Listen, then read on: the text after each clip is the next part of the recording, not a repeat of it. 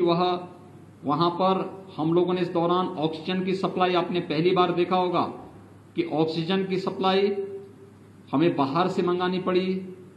भारत सरकार ने oxygen express चलवाई, वायुसेना के विमानों का इस्तेमाल ऑक्सीजन के टैंकर को लाने ले जाने में इस्तेमाल किया गया और ये लगातार चला है। फर्स्ट वेव में हमारी प्रदेश की कुल आवश्यकता ऑक्सीजन की जो होती थी वो 300 मीट्रिक टन की हो जाती थी, लेकिन सेकेंड वेव में यह बढ़कर के 1000 मीट्रिक टन तक पहुंच गई। हम लोगों ने लगातार इस कार्रवाई को आगे बढ़ाया है, लेकिन साथ साथ हर जनपद ऑक्सीजन में आत्मनिर्भर हो सके, इसके लिए भी आदरणीय प्रधानमंत्री जी के मार्गदर्शन में एक कार्रवाई प्रारंभ हुई और अब प्रदेश के अंदर हम लोग इस समय 300 से अधिक ऑक्सीजन प्लांट लगाने की कार्रवाई को आगे बढ़ा चुके हैं।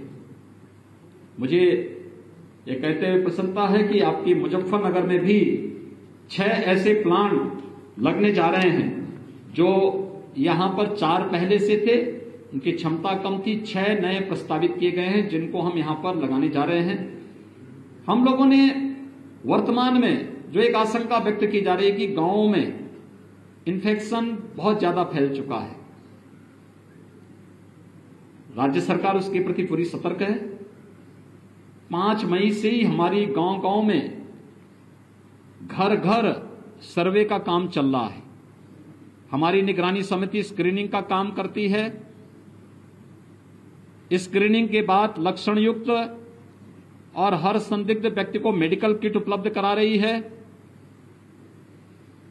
उन लोगों को होम आइसोलेशन में रहना है, क्वारंटीन सेंटर में रहना है या हॉस्पिटल में पहुंचाना है, इसको तय करती है और सूची इंटीग्रेटेड कोविड कंट्रोल सेंटर में उपलब्ध कराती है।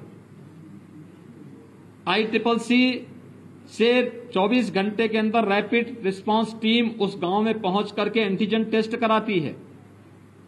एंटीजन टेस्ट के बाद भी अगर कुछ लोगों में संदेह है तो उनका RT-PCR जांच करवाने का कार्य हो रहा है। एक बृहद पैमाने पर एक कार्यक्रम जहां चल रहा है, वहीं साथ ही साथ ये भी तय किया गया है कि स्वच्छता, सैनिटाइजेशन और फॉगिंग की कार्रवाई भी हर एक गांव में हो, कंटेनमेंट जोन में हो। राज्य सरकार ने यह भी तय किया है कि हम लोग जरूरतमंदों को मुफ्त में भोजन उपलब्ध कराएंगे। कम्युनिटी किचन हर एक जनपद में प्रारंभ किया गया है। शासन स्तर पर 71 जनपदों में स्वयं चल रहा है, शेष 4 जनपदों में स्वयंसेवी संस्थाएं संचालित कर रही हैं, लेकिन राज्य सरकार उसको सपोर्ट कर रही है। हमने राज्य सरकारों से आज सुबह ही मैंने बैठक ली और मैंने इस बारे में कहा है कि नहीं, राज्य सरकार सभी 75 जनपदों में स्वयं भी चलाए और स्वयंसेवी संस्थाओं के माध्यम से भी हम लोग इसको चलाने की कार्रवाई करें। तो ये कार्य हमारा युद्ध स्तर पर पूरे राज्य के अंदर चल रहा है।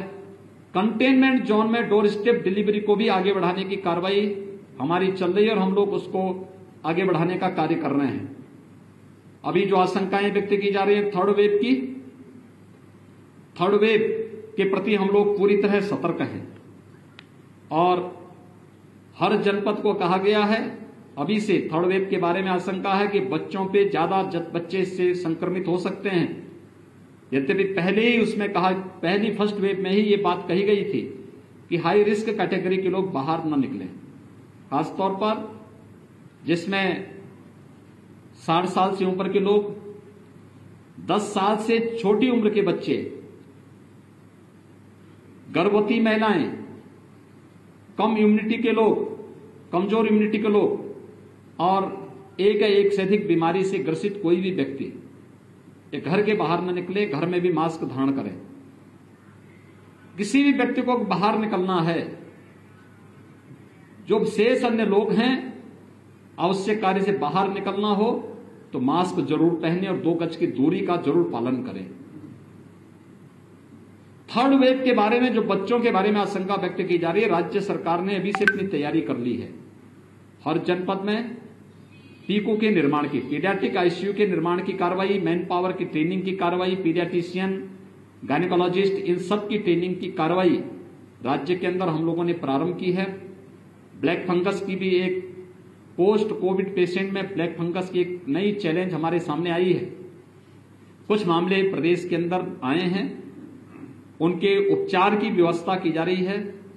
एक एडवाइजरी पूरे प्रदेश के अंदर जारी की गई है कि ब्लैक फंगस के अलावा पोस्ट कोविड कोई भी ऐसी समस्या देखने को मिलती किसी पेशेंट में तो उनके लिए एक अलग वार्ड बना करके उनके मुफ्त में उपचार की व्यवस्था प्रत्येक जनपद में प्रारंभ की जाए, जिससे हर एक व्यक्ति की जान हमारे लिए महत्वपूर्ण है, उसको बचाया जा सके और हर एक व्यक्ति को के जीवन को बचा करके हम लोग उसकी ऊर्जा का उपयोग समाज के लिए और राष्ट्र के लिए कर सकें।